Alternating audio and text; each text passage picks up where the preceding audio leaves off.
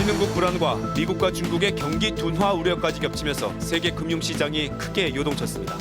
우리 코스피도 1890선 아래로 곤두박질치면서 5개월여 만에 최저치를 기록했습니다. 입춘인 오늘 서울이 영하 10도까지 떨어지는 등 전국에 한파가 몰아쳤습니다. 추위는 내일까지 계속되겠습니다. 강추위로 인한 한파병 위험을 열화상 카메라로 직접 실험해봤습니다. 남성의 육아 참여를 확대하기 위해서 정부가 육아휴직 시에 첫 달 급여를 최대 150만 원까지 지급하기로 했습니다. 사실 남자들이 회사에서 쓰기가 눈치도 보이고 쉽지가 않은 일이기 때문에 또 휴직 대신에 최대 2년 동안 단축 근무도 할 수 있겠습니다. 여수 기름 유출 사고 당시 유조선이 안전 속도를 2배 이상 초과하고 닷도 불과 충돌 수십 초 전에야 내리는 등 곳곳에서 안전 수칙을 위반한 것으로 드러났습니다. 본격적인 월세 시대가 다가오고 있지만 집주인들이 임대소득 노출 등을 꺼리면서 세입자들이 전입신고는 물론 월세 소득 공제도 받지 못하고 있는 실태 취재했습니다. 살인이나 강도 같은 강력범죄 피해자와 그 가족들이 정신적 경제적 고통에 시달리고 있지만 정부의 피해자 지원 제도는 턱없이 부족한 실태 조명합니다. 일을 하려도 일이 안 되는 거예요. 딸 자식이 죽을 때 칼을 6군데? 소치올림픽 각 종목 선수들이 현지 훈련에 들어간 가운데 스키 종목의 서종화 선수가 훈련 중에 팔을 다쳐서 부상 경계령이 내려졌습니다. 부실한 올림픽 준비도 도마 위에 올랐습니다. 중국의 군사비 지출이 유럽 주요국의 국방 예산 총합을 곧 추월할 것으로 예상되는 가운데 최근 인도양과 지중해에서도 해상 훈련을 실시하는 등 군사 대국 행보가 강화되고 있습니다. 넉 달 앞으로 다가온 지방선거의 예비 후보 등록이 시작됐습니다. 여야는 각각 지방정부 심판과 정권 심판을, 안철수 의원 측은 새 정치를 강조했습니다. 박근혜 대통령은 공직자들의 선거 중립을 강조했습니다. 우리나라 성인 10명 중 3명만이 유산소 운동을 규칙적으로 하고 그 비율이 점차 감소하는 추세인 것으로 드러났습니다.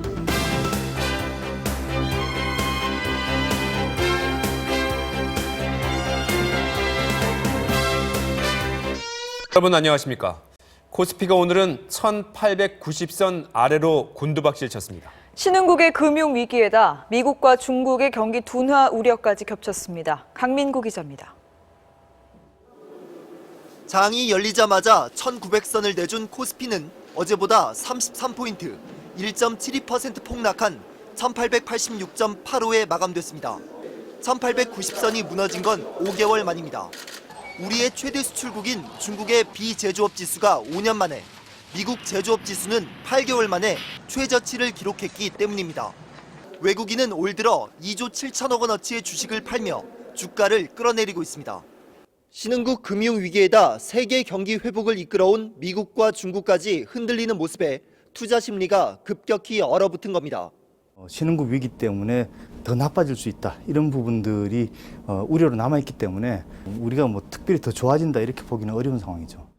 연초부터 해외발 악재로 금융시장이 흔들리면서 조금씩 살아나고 있는 실물 경제에도 나쁜 영향을 줄 수 있다는 우려가 커지고 있습니다. MBC 뉴스 강민구입니다. 우리뿐 아니라 선진국 증시도 일제히 떨어졌습니다. 금융시장 불안이 계속 확산되는 건 아닌지 우려가 적지 않습니다. 런던에서 이주승 특파원이 보도합니다. 오늘도 이른바 신흥국들의 금융시장은 맥없이 무너졌습니다. 브라질 증시는 무려 3% 이상 폭락했고 필리핀 페소화의 가치는 3년 반 만에 최저 수준으로 떨어졌습니다. 여기에 경상수지 흑자국인 러시아와 헝가리마저 금리 인상 압박을 받고 있습니다. 국제통화기금은 신흥국들에게 대책을 마련하라고 경고했습니다. The economy is now, and as high as the debt is now, it doesn't look very good for the United States. 신흥국들의 금융 불안은 미국의 양적 완화 축소에 따라 어느 정도 예견됐던 상황입니다. 하지만 성장세가 기대됐던 미국에서 오늘 제조업 지수가 지난해 5월 이후 최저치를 기록하는 등 잇따라 실망스러운 지표가 나오면서 상황이 악화되고 있습니다. 하지만 터키와 태국 등 일각에서는 통화 가치의 급락세가 잦아드는 등 이번 위기의 파급력이 제한적일 거란 전망도 나오고 있습니다. 시장의 관심은 오는 7일 발표될 예정인 미국 제조업 고용 지표에 집중되고 있습니다. 런던을 비롯한 유럽의 증시는 오늘은 하락세로 시작해 다시 상승하는 혼조세를 보이고 있습니다. 단기적인 상황에 그칠지 아니면 불안감이 더 확산될지 세계 금융시장이 촉각을 곤두세우고 있습니다. 런던에서 MBC 뉴스 이주승입니다.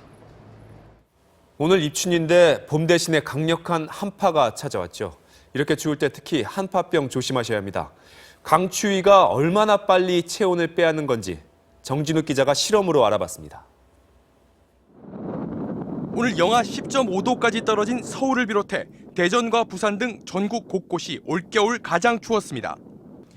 이런 강추위가 체온을 얼마나 뺐는지 열영상 카메라로 찍어봤습니다.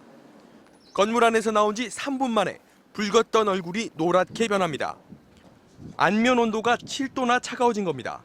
장갑을 벗어봤습니다. 순식간에 손이 급격히 냉각됩니다.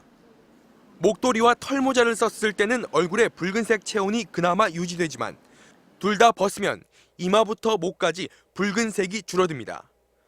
두터운 외투로 중무장을 하더라도 뺏기는 체온의 70%는 머리에서 새나갑니다. 이제 모자 같은 경우에 체온을 보호하는 게 굉장히 중요하거든요. 근데 우리나라는 아직 옷은 두껍게 입지만 사실 체온을 많이 뺏기는 머리 부분이 노출되어 있기도. 영하 5도 이하의 추위에선 2~3시간만 피부가 노출돼도 수포가 발생하고 그 이상 노출되면 동상에 걸릴 가능성이 높습니다. 추워서 몸을 떠는 건 우리 몸이 체온을 빼앗기지 않으려고 신체 열을 증가시키는 일종의 방어 활동입니다. 반대로 말하자면 저체온을 조심하라는 신호기도 합니다. 겉피부에 이어 신체 내부 중심 체온까지 떨어뜨리면 저체온증에 걸립니다. 내일도 오늘과 비슷한 강추위가 계속됩니다. 이번 한파가 풀리는 모레까진 아침과 밤의 동상 위험 지수가 높음 단계까지 치솟을 걸로 기상청은 내다봤습니다. MBC 뉴스 정진욱입니다. 남성 육아휴직, 남성들의 육아 참여를 늘려서 여성들의 경력 단절을 막자는 취지로 도입한 제도인데요. 하지만 정작 전체 육아휴직자 가운데 남성 근로자의 비율은 100명 중 3명에 불과합니다. 조사 결과 직장의 눈치가 보이는 데다가 육아휴직 기간 중에 급여가 너무 적어서 생계를 걱정해야 한다는 답변이 대다수였는데요.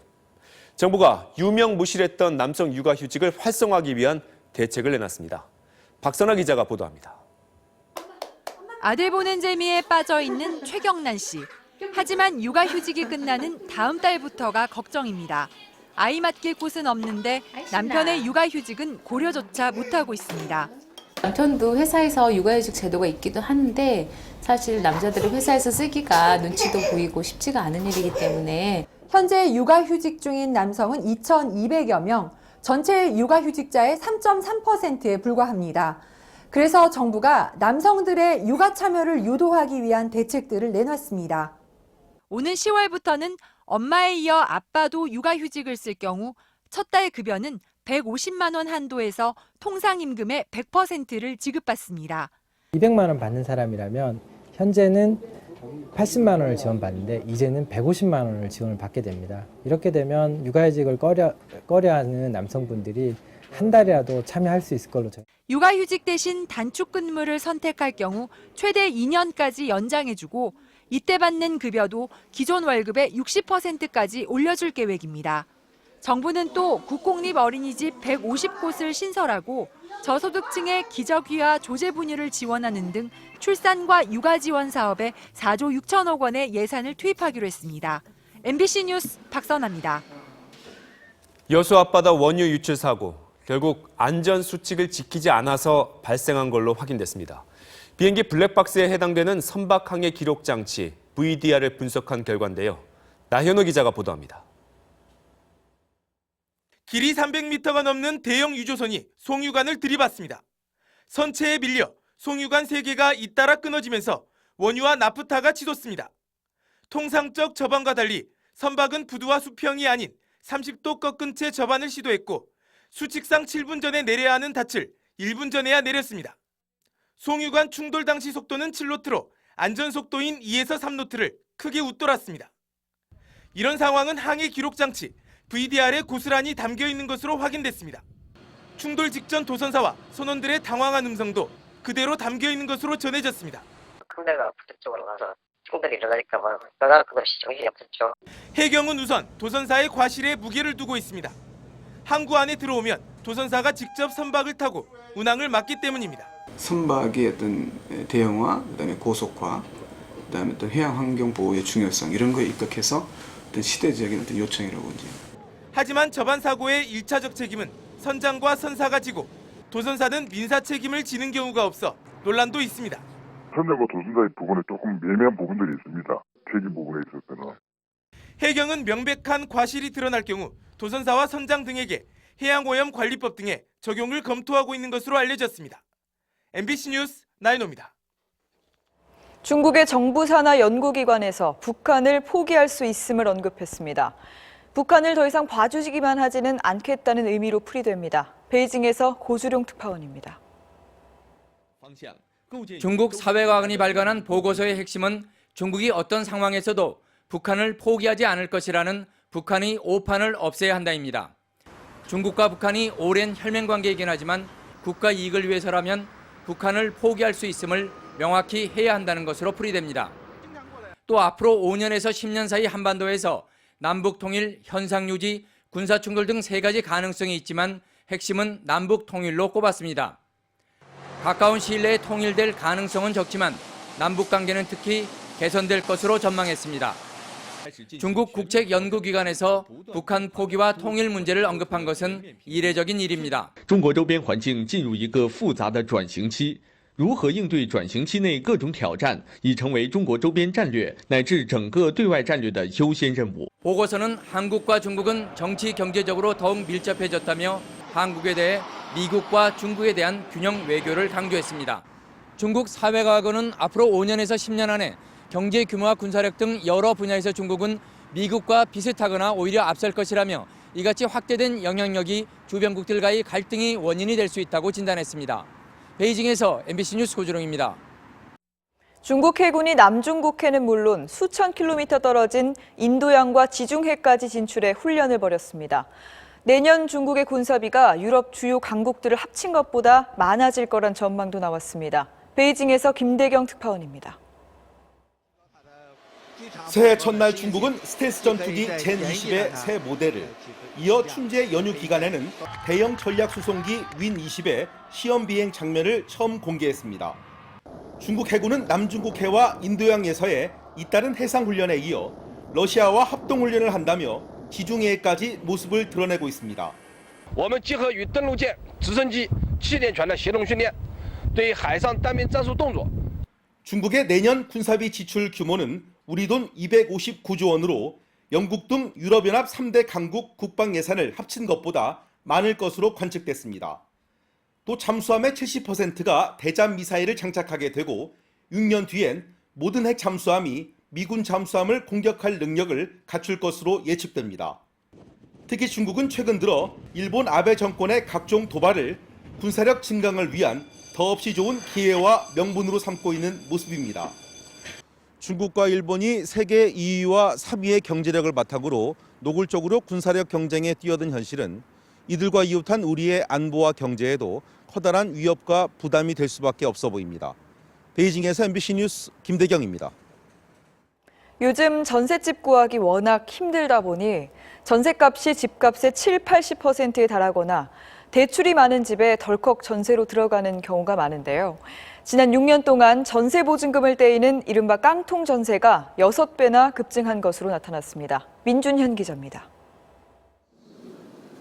김모 씨는 재작년 결혼하면서 경기도 한 빌라에 6천만 원짜리 전셋집을 마련했습니다. 대출이 8천만 원 있어 망설였지만 곧 갚겠다는 집주인의 말만 믿었습니다. 그러나 약속은 지켜지지 않았고 6개월 뒤 집이 경매에 넘어가 전세금을 날릴 위기에 처하자 울며 겨자 먹기로 대출을 모두 떠안고 집을 샀습니다.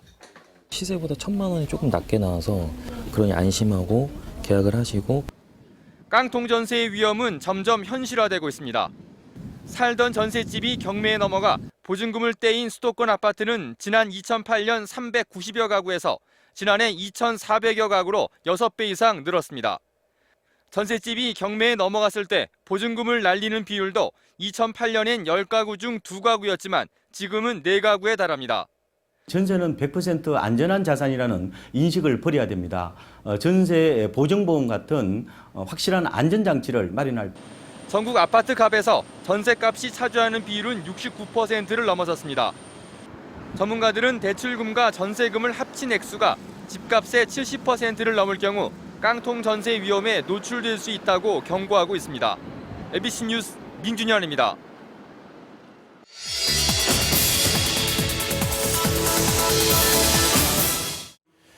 월세 사시는 분들, 지난달 연말 정산 때 월세 소득공제 신청하셨는지요?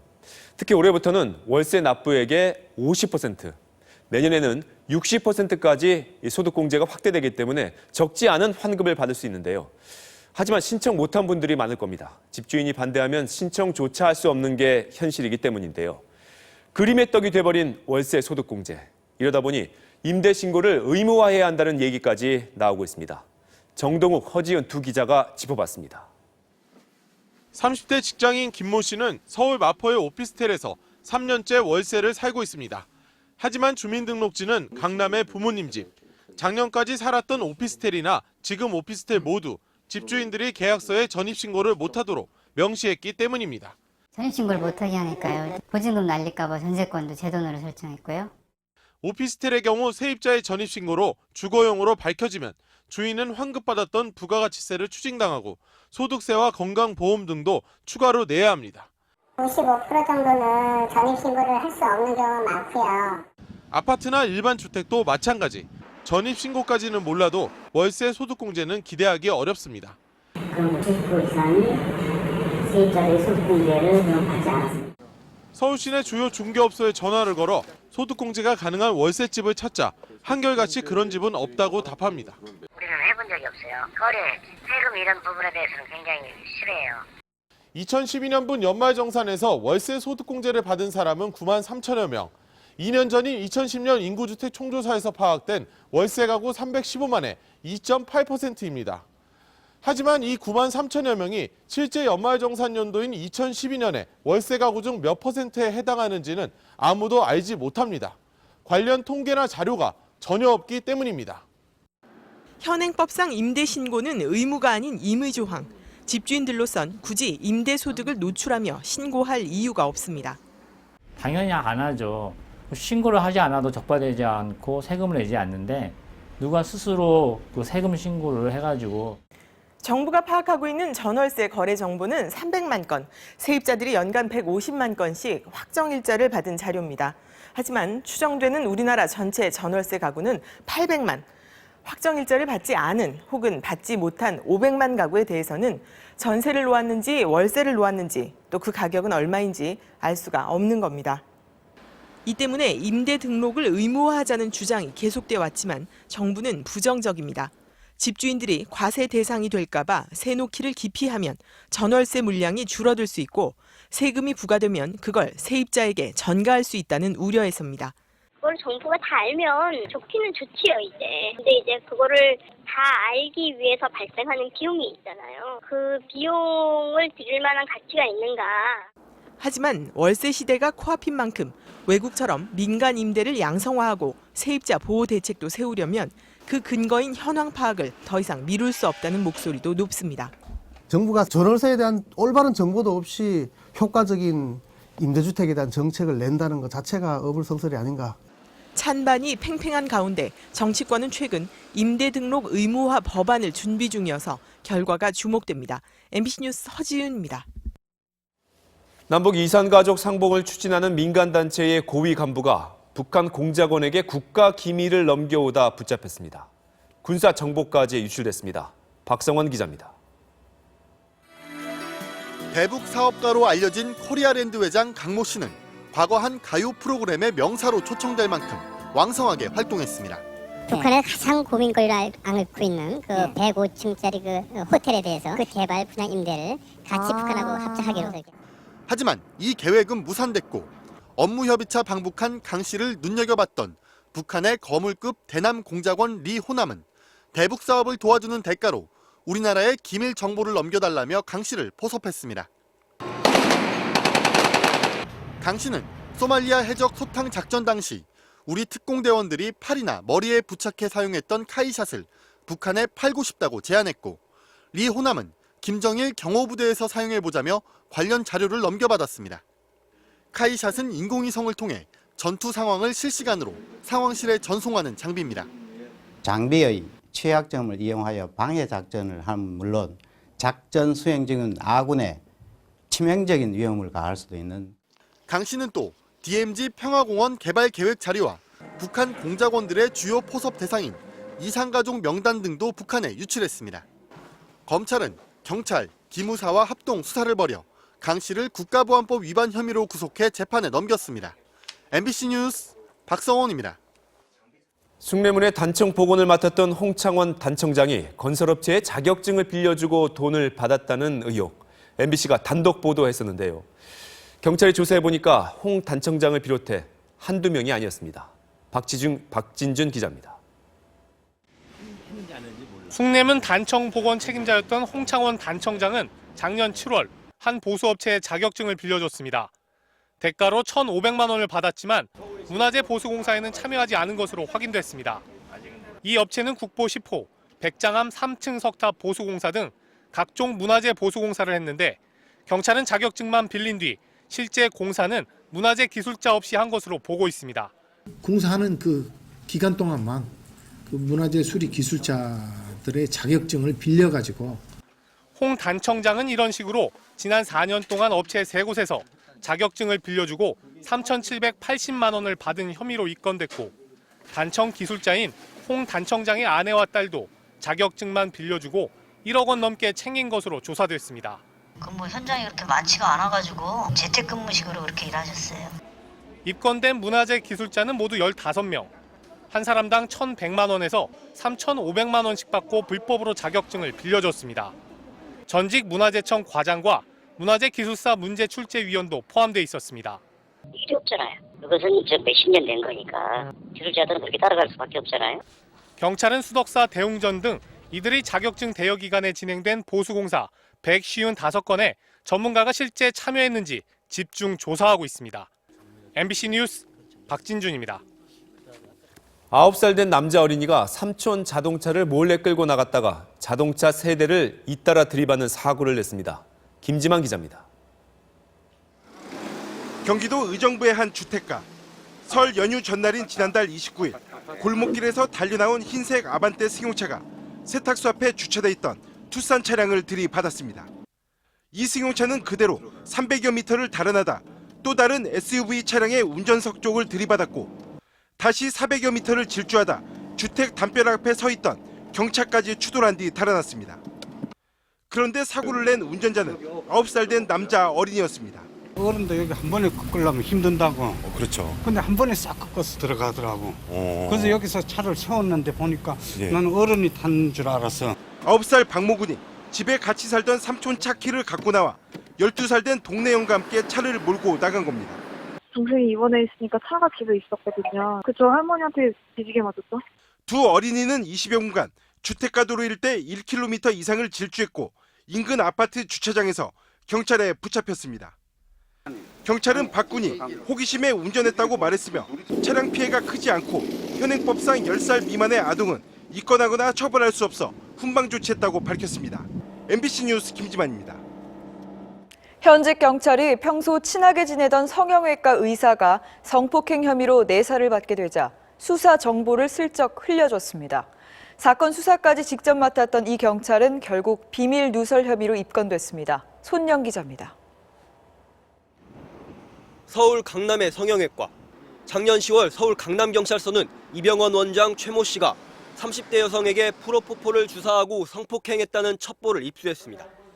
그런데 경찰이 내사에 들어가자마자 최 원장은 내사 착수 사실을 곧바로 알게 됐습니다. 당시 수사팀에 있던 강남경찰서 김모 경사가 최 원장에게 전화해 수사 상황을 슬쩍 흘려줬기 때문입니다. 김 경사는 2년 전 연예인 프로포폴 사건을 수사할 때 최 원장과 알게 돼 친분이 있던 사이였습니다. 하지만 이런 사실을 상부에 보고하지 않은 채 작년 말까지 2달 넘도록 사건을 계속 담당해왔습니다. 1년 전부터 김 경사와 최 원장이 아는 사이인데 사건을 김 경사가 맡는다는 게 이게 말이 되는 겁니까? 성폭행 사건 피의자인 최 원장은 가수 에이미 씨를 성형수술한 뒤 검사에게 협박을 받은 이른바 해결사 검사 사건 피해자이기도 합니다. 경찰은 김 경사와 최 원장이 보통 한 달에 2차례씩 연락하며 형님 동생으로 부를 정도로 친했다며 김 경사를 공무상 비밀 누설 혐의로 입건하고 징계 절차를 밟기로 했습니다. MBC 뉴스 손영입니다. 동해를 따라 개설된 해안도로 곳곳이 파도에 속절없이 무너지고 있습니다. 과거에 모래 위에 포장만 얹었기 때문인데 그간 땜질식 보수만 이어져 왔습니다. 한기민 기자가 취재했습니다. 경북 울진의 해안도로 300m가 푹 꺼져 깊이 4m의 커다란 웅덩이가 생겼습니다. 바닥에 난 구멍에서는 파도가 칠 때마다 세찬 바람과 함께 물보라가 솟구쳐 올라옵니다. 백사장 옆 도로는 모래가 유실되면서 무너져 내리고 가로수는 뿌리째 뽑혔습니다. 해안 도로변에 사는 주민들은 하루하루가 불안합니다. 밤에 자다가요 지진이 일어난 줄 알고요. 저 파도가 굴러가 와서 우리 집이 또 우르르하게 울려요. 밤새도 어제 잠을 못 잤어요. 꺼진 도로 밑에 모래주머니를 채워 넣었지만 파도에 옹벽 바닥이 패여 또다시 무너졌습니다. 30년 전에 백사장 위에 그냥 아스팔트만 깔아놓은 그런 공사 현장이기 때문에 도로 기초공사부터 다시 해야 하지만 늘 땜질에 그쳐 도로는 계속 꺼지고 있습니다. 과거에 동해안을 따라 개설된 도로는 대부분 사정이 비슷해 근본적인 대책이 시급합니다. MBC 뉴스 한기민입니다. 아빠 힘내세요라는 동요 아시죠? 어깨 축 처진 아빠에게 아이들이 용기를 줬던 노래인데 이 노래가 양성평등을 저해한다는 판정이 나와 문화관광부가 해명하는 일이 벌어졌습니다. 무슨 일인지 박철현 기자가 보도합니다. 아빠 힘내세요. 우리가 있잖아요. 1997년 발표된 동요 아빠 힘내세요입니다. IMF 때 굉장히 많이 들어봤고요. 아이들이 보자마자 불러줬을 때 저절로 힘도 났고. 그런데 문화관광부는 이 노래가 우리 사회의 양성평등 의식을 해치는 대표적인 사례 중 하나라는 연구 결과를 발표했습니다. 이 노래가 경제활동을 하는 것은 남성이라는 고정관념을 키워준다는 겁니다. 특히 엄마가 요리하면서 아빠를 기다리는 만화 동영상은 여성은 가사노동만 한다는 선입견을 심어줄 수 있다고 지적했습니다. 여자들도 많이 일을 하고 더 힘들어요. 여자가 들어봤을 때는 별론 것 같아. 하지만 황당하다는 반응이 많습니다. 노래는 노래를 뿐이라고 생각합니다. 그거에 의미를 부여한다면 그게 더 큰 문제가 되지 않을까. 노래를 만든 현직 초등학교 교사 한수성 씨는 가사는 아내가 썼고 이 노래로 국무총리 표창까지 받았다며 황당했습니다. 가사에 그렇게 깊은 뜻을 담고 있는지 몰랐습니다. 말도 안 되는 거죠. 논란이 커지자 문화관광부는 양성평등 교육에 참고하라고 진행된 연구 결과일 뿐 유해가요로 지정한 건 아니라고 해명했습니다. MBC 뉴스 박철현입니다.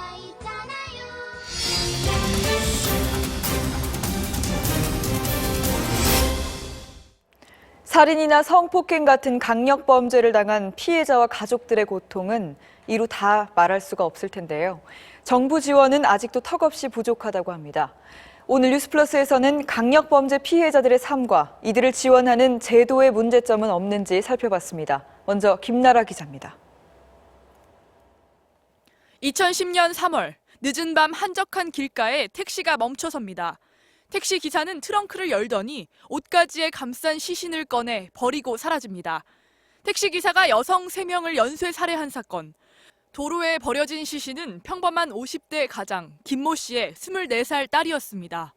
목숨보다 아꼈던 딸이 잔혹한 범죄에 희생된 뒤 가족의 삶은 완전히 무너졌습니다. 청천벽력 같았죠. 참 계속 눈만 뜨면은 우리 딸 생각도 나고 그런 끔찍한 일을 당했다는 게 도저히 믿겨지지도 않고요.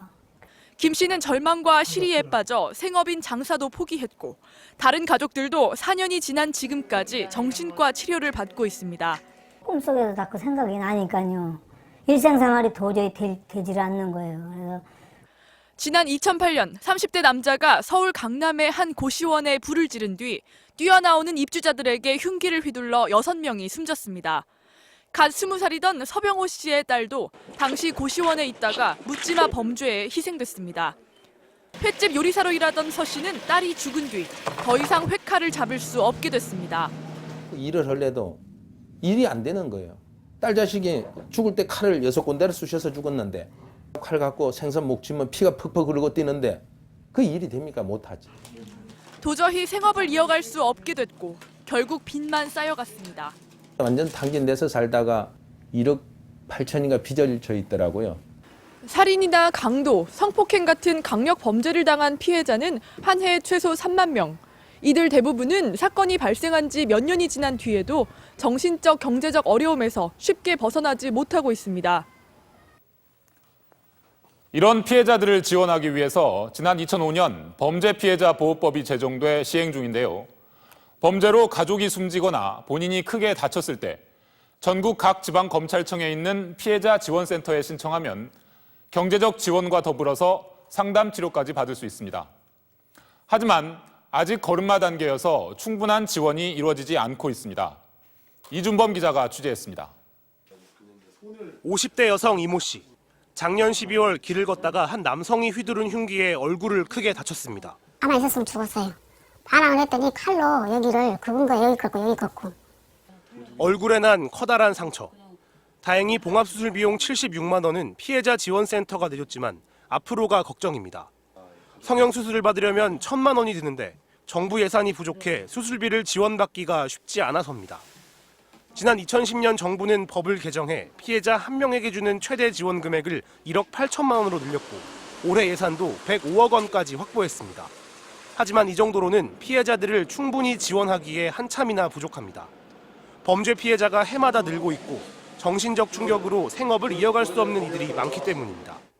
그래서 무작정 예산만 늘리기보다는 미국처럼 피해자 지원센터에 기부를 하면 세제 혜택을 줘서 민간 후원금을 크게 늘려야 한다는 의견도 나옵니다. 미국의 노바라든가 영국에 있는 그 범죄 피해자를 지원하는 센터들의 특징은 뭐냐면 일단 NGO 중심이고요. 바로 긴급 개입을 합니다. 정부가 범죄자 한 명을 교화하는 데 쓰는 돈은 한 해 평균 2,500만 원. 하지만 범죄 피해자 한 명에게 줄 수 있는 평균 지원 금액은 고작 100만 원 정도로 주요 선진국의 4분의 1 수준에 불과합니다. MBC 뉴스 이준범입니다.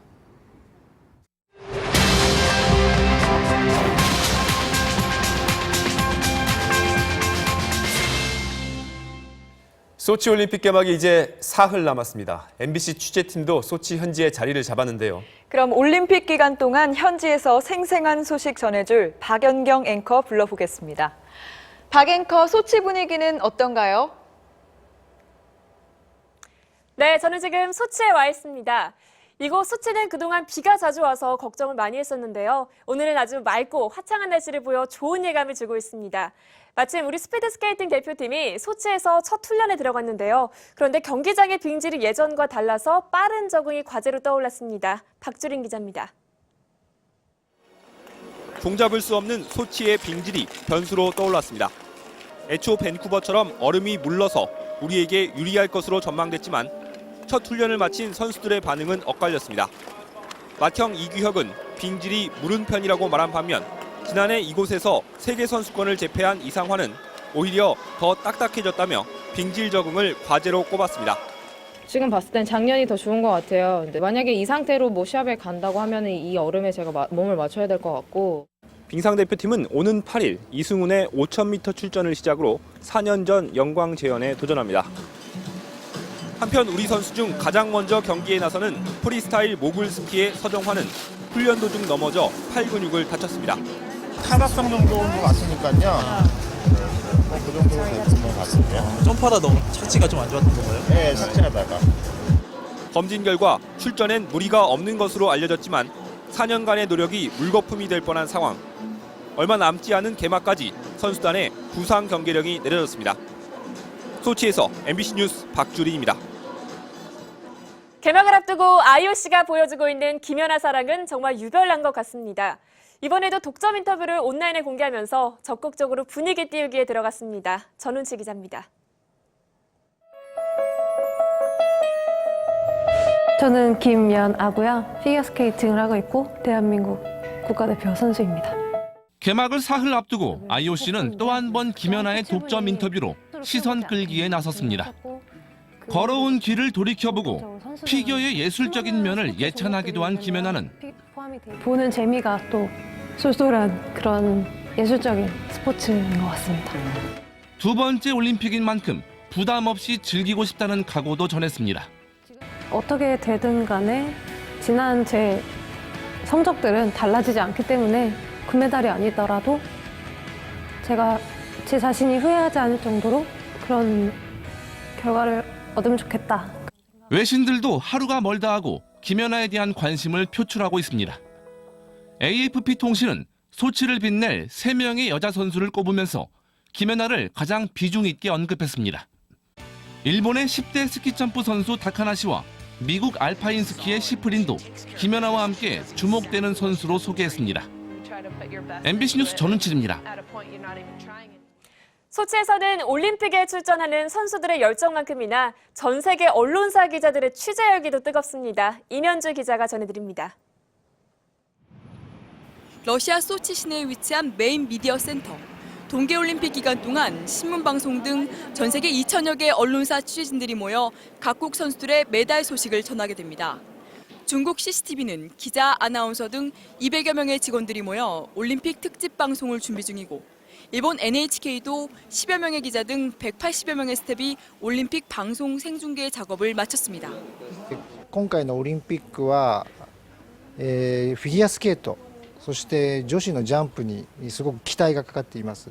NHK は、それをできるだけ生放送して、 러시아 스포츠 방송사 파노라마도 800여 명을 파견한 미국 MBC에 버금가는 규모의 방송단을 꾸리고 깊이 있는 방송 서비스를 위한 준비에 한창입니다. Во время Олимпийских игр в Сочи мы предоставляем такую услугу нашим телевизионным большим каналам. Это у нас НТВ+, это Первый канал и Россия-1. MBC 등 국내 지상파 3사도 각 사당 6, 70여 명씩 총 200명이 넘는 방송 인력을 파견해 소치에서의 미디어 경쟁에 가세했습니다. 스포츠와 미디어, 첨단 방송 기술이 만나는 또 다른 올림픽. 소치의 뜨거운 열전이 이제 꼭 사흘 앞으로 다가왔습니다. 소치에서 MBC 뉴스 임현주입니다. 토마스 바흐 IOC 위원장이 대회 준비 상황에 대한 기자회견을 열었는데요. 이 부실한 대회를 우려하는 기자들의 질문 공세에 시달렸습니다. 정규묵 기자입니다.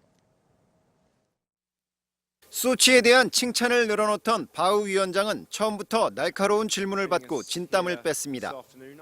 There's still some lingering issues of preparation here in Sochi, involving accommodation in particular.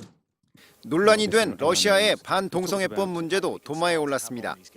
We stand against any kind of discrimination for whatever reason, be it gender, race, sexual orientation. 조직위는 반동성애 반대 시위를 감추려고 소치에서 먼 곳에 시위 구역을 숨기다시피 했습니다. 바이애슬론 경기장과 메인 프레스 센터 외부 화장실에 쌍둥이 변기가 발견돼 전 세계에 비웃음을 사기도 했고 산악 지역 취재진 숙소는 일부가 완공되지도 않는 촌극을 빚기도 했습니다. 베이징 올림픽보다 100억 달러 이상, 런던 올림픽보다 3배 이상의 개최 비용을 쏟았지만 가장 비싼 올림픽이란 평가가 무색할 정도입니다. My shower is broken and the Wi-Fi is very bad. The housing and the hotels are not good prepared. 푸틴 대통령의 야심작인 소치 동계올림픽은 화려한 겉모습 뒤에 숨겨진 준비 부족 문제로 개막 직전까지도 우려를 자아내고 있습니다. 소치에서 MBC 뉴스 정규묵입니다. 피겨와 스피드 스케이팅, 쇼트트랙은 모두 우리가 금메달을 기대하는 종목인데요. 스케이트를 신는 공통점은 있지만 날의 특징은 전혀 다르다고 합니다. 정희석 기자가 분석했습니다. 피겨 여왕 김연아가 미끄러운 빙판에서 훌쩍 날아오르는 비결은 스케이트 날에 숨어 있습니다. 피겨 스케이트화에만 있는 톱니 모양의 앞부분으로 얼음을 찍어 부양력을 얻습니다. 또한 날 가운데 미세한 홈이 있어 송곳니 같은 엣지가 급격한 방향 전환을 도와줍니다. 약 2mm의 얇은 날이지만 안쪽, 바깥쪽의 사용 여부에 따라 점수가 갈리는데 김연아는 정확한 엣지 사용으로 정평이 나 있습니다. 김연아 선수의 점프야말로 정말 어디에서도 볼 수 없을 만큼 굉장히 깨끗한 정확한 엣지들을 사용하는 게 김연아 선수의 특징이거든요. 쇼트트랙의 심석희가 넘어질 듯 얼음판에 바짝 붙어 코너를 돌 수 있는 것도 날의 특징 덕분입니다.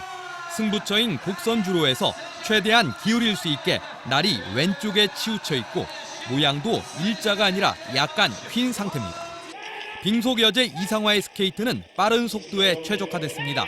날은 부추의 정중앙의 자리에 직선주로 해서 빨리 달릴 수 있고 뒷부분이 분리돼 빙판을 끝까지 밀어줘 강한 추진력이 생깁니다. 발은 떨어져서 쓱 들면서 떨어져도 날은 빙면에 계속 전체 면이 밀고 있기 때문에 각각 다른 특징의 스케이트화를 신고 빙판 위의 여제들이 금빛 영광을 준비하고 있습니다. MBC 뉴스 정희석입니다. 지금까지 소치 현지에서 전해드렸습니다. 네, 다시 서울입니다. 6.4 지방선거가 이제 120일 앞으로 다가왔습니다. 오늘부터 예비 후보 등록이 시작됐는데요. 여야는 사실상 당을 지방선거 체제로 전환했습니다. 천현우 기자입니다.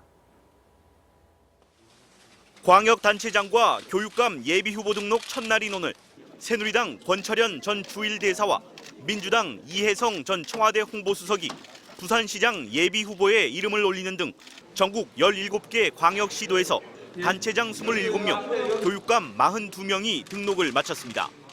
예비 후보자는 선거 사무소를 두고 명함을 나눠줄 수 있는 등 제한적인 홍보 활동이 허용됩니다.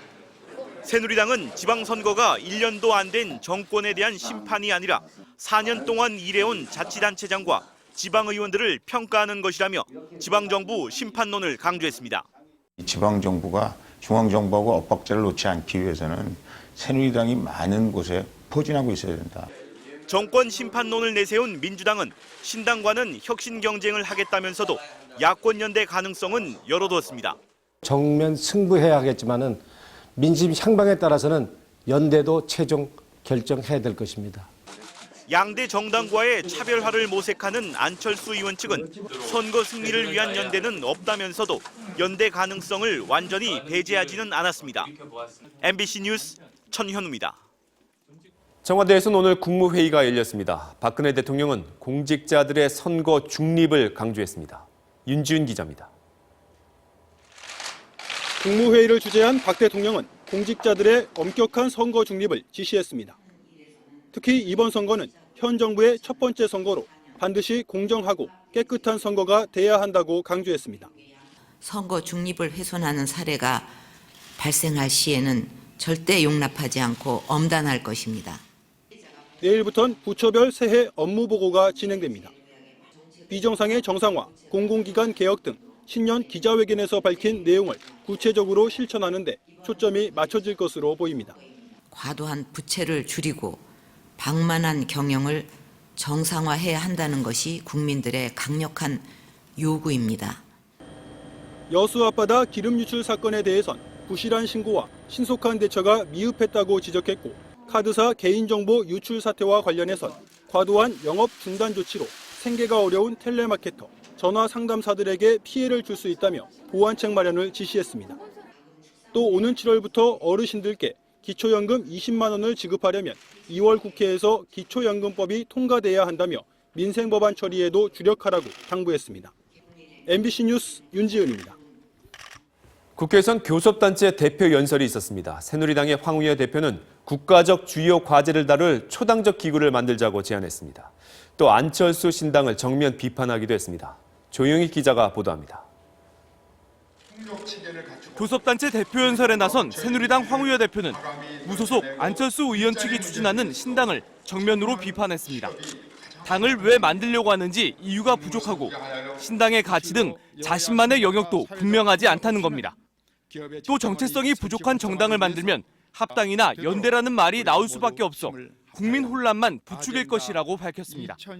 잘해보자, 싸우지 말자 하는 것으로는 당내 혁신의 문제이지 새로운 정당 출연의 명분으로는 미흡하지 않을까 합니다. 그러면서 대연정의 정신을 바탕으로 여야가 일자리 문제와 대북, 외교정책, 복지 과제 등 3대 중장기 과제를 풀어나갈 국가 미래전략 기구를 마련하자고 제안했습니다.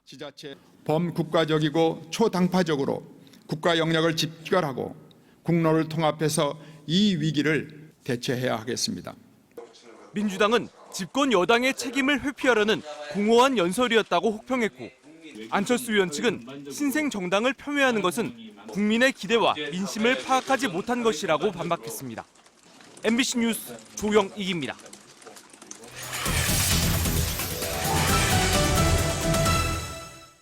신고리 원전 1호기에서 방사성 물질이 들어있는 냉각수가 누출되는 사고가 발생했습니다. 신고리 1호기는 그렇지 않아도 원전 비리 때문에 가동이 중단됐던 곳이기도 한데요. 이번 누출 사고의 경우에는 쉬쉬하면서 정부에 보고하지도 않았습니다. 박소희 기자가 단독 보도합니다. MBC가 입수한 신고리 원전의 내부 문건입니다. 누출돼서는 안 되는 냉각수가 흘러나왔다고 돼 있습니다. 사고 사진에는 냉각수가 마르면서 붕산이 허옇게 드러나 있습니다. 핵 연료봉에 직접 닿는 냉각수는 스트론튬 같은 고농도 방사성 물질이 들어있고 강한 산성으로 다른 부품을 부식시키기도 해 누출되면 안 됩니다. 다음에 더 큰 사고를 유발할 수가 있죠. 사실 스리말섬 사고 때도 이게 단초가 됐었습니다. 하지만 신고리 원전은 이 같은 사고를 확인하고도 원자력안전위원회는 물론 본사인 한국수력원자력에도 보고조차 하지 않았습니다. 최근에 그거 없다고 그러던데? 보고를 못 받으신 게 아닐까? 원자 설비처에서는 그걸 안 받을 수가 없어. 한국수력원자력은 냉각수 누출 사고는 인정하면서도 큰 사고가 아니라고만 말합니다. 일이 세면은 안 되는 건 맞아요. 안 되는데 탱크 압력을 낮췄죠. 정상화하게. 그러다 보니까 이제 유출이 정상화됐습니다. 원전 측은 아직 누출의 정확한 원인조차 파악하지 못하고 있습니다. 신고리 1호기는 부품 시험 성적서를 위조한 사실이 드러나 지난해 5월 가동이 중단됐고 이번 사고는 원전 재가동 일주일 전이었습니다. MBC 뉴스 박소희입니다. 건강을 위해서 운동하고 싶어도 시간 내기 어려워서 못하는 분들 많을 겁니다. 실제 우리 국민들 중 유산소 운동을 하는 사람의 수가 줄어들고 있다고 합니다. 조국현 기자입니다. 새해 결심으로 운동을 시작한 회사원 임민기 씨.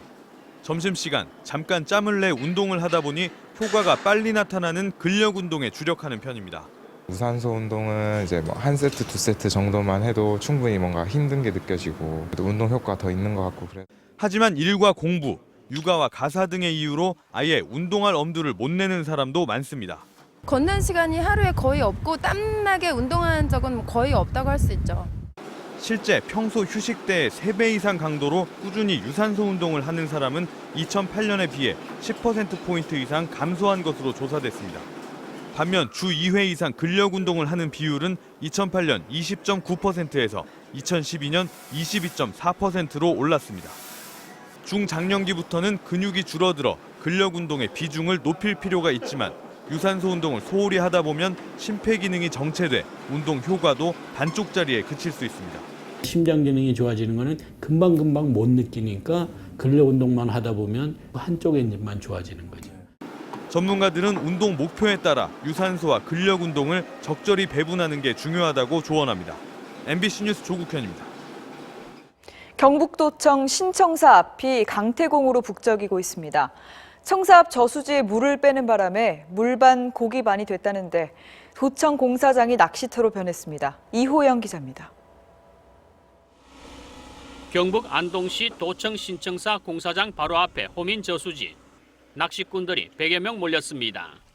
산발이란 낚시바늘로 미끼를 쓰지 않고 줄을 잡아채 고기를 낚습니다. 잡힌 고기는 대부분 잉어와 붕어로 줄 잡아 30-40cm 이상의 월척들입니다. 주로 붕어가 많이 올라오고요. 잉어도 좀 가끔 올라오고 그렇습니다. 손맛이 좋다는 소문을 듣고 2-3일 전부터 낚시꾼들이 몰리면서 제 방에는 이들이 타고 온 차량으로 북새통입니다. 취사 도구까지 챙겨온 사람들도 많습니다. 이곳에 놀아먹고 약다리 먹기 위해서 지금 잡고 있습니다. 지금 며칠째 하고 계세요? 지금 3일입니다. 이처럼 한겨울에 강태공들이 몰린 것은 호민지 취수탑 공사 때문에 물을 모두 방류했기 때문입니다. 낚시꾼들이 작은 물고기나 베스 등을 그대로 바닥에 버려 주변 환경도 더럽혀지고 있습니다. 또 공사장까지 막무가내로 들어가 실랑이도 발생합니다. 위험하니까 좀 나가세요. 공사장 아닙니다. 거물이나 떡밥을 쓰지 않아 단속도 힘든 도청 앞 강태공의 진풍경은 당분간 계속될 것으로 보입니다. MBC 뉴스 이호영입니다.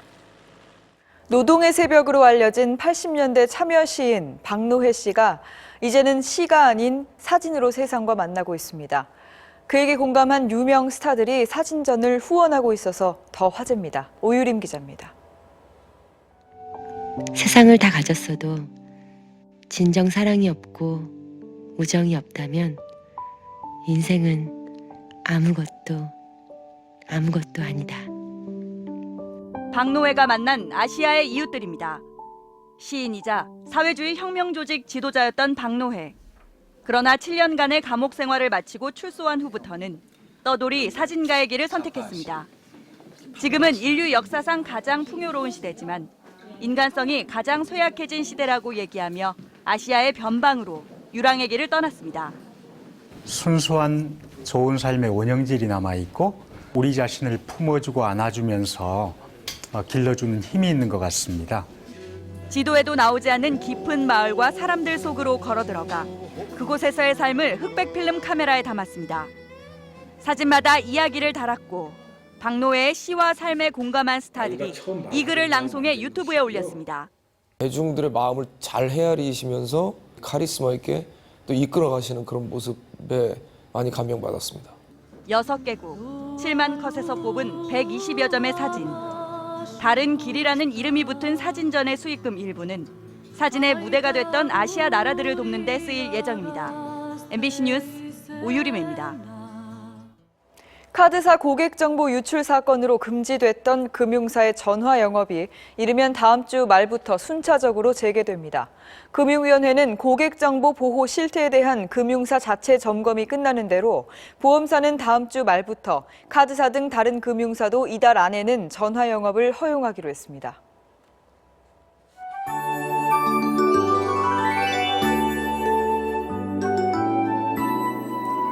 칼바람이 어찌나 매섭던지 한겨울보다 더 춥게 느껴진 하루였습니다.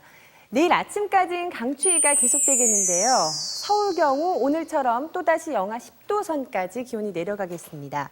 하지만 낮부터는 찬 기온이 약간씩 누그러지면서 기온이 오름세로 돌아서겠고요. 모레에는 평년 수준까지 높아지겠습니다. 이렇게 최근 들어선 추위가 찾아와도 금세 풀리고 있는데요. 남은 겨울도 추위가 짧게 반복될 걸로 예상됩니다. 다만 이달 하순에는 찬 대륙고기압이 일시적으로 강해지면서 한파도 심해질 전망입니다. 지금 전국이 대체로 맑은 가운데 해안지방에선 초속 10m 안팎의 강한 바람이 불고 있습니다. 내일 우리나라는 중국 북동지방에 위치한 고기압 영향권에서 바람은 차츰 잦아들겠습니다. 아침까지는 오늘만큼 춥겠습니다. 서울 영하 10도, 파주 영하 14도까지 내려가겠고요. 낮 기온은 오늘보다는 조금 올라가겠습니다. 남부지방은 대부분 영상권을 회복하겠고요. 서울과 경기 일부, 영동과 영남지방에는 건조주의보가 내려져 있습니다. 물결은 대부분 해상에서 높게 일다가 차츰 낮아지겠습니다. 모레는 서울 낮 기온 2도, 금요일에는 6도 선까지 올라가겠습니다. 이어서 세계 날씨입니다.